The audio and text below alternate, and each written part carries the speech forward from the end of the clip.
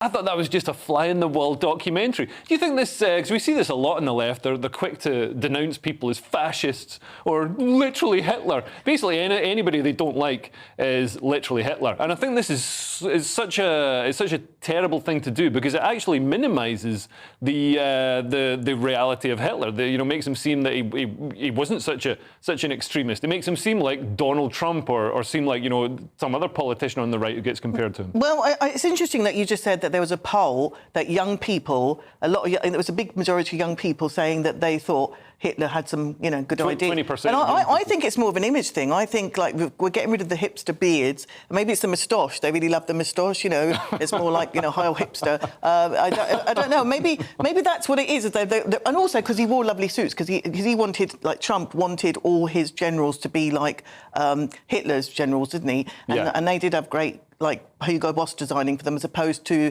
the ones that the White House get, which are men in black Moss Bros. Do you know what I mean? It's not, and Trump is always cracking jokes. I think, when he said that, if he said it, he was probably cracking a joke, and he was probably making a joke about, Hitler's generals being incredibly And loyal. who would want Hitler's generals? Everybody who has seen the movie Downfall or Untergang,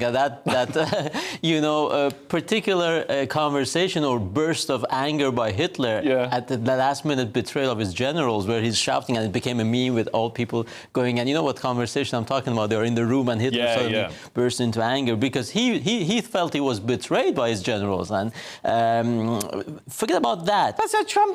Do you think he was betrayed by by everybody? Like, if the vote doesn't go his way, he's betrayed by the vote. Well, he did fire a lot of his. He did fire a lot of people, but who then turned against him. But I've turned against any employer who's ever fired me. Yeah, exactly. I mean, he has the problem here is quite, or the question is quite simple. We have seen what Trump looks like in the White House, and we've seen what Kamala looks like in the White House. And now Kamala is saying, look, if you vote Trump, this time he'll be different, and if you elect me, this time I'll be different. Of course, nobody is buying that.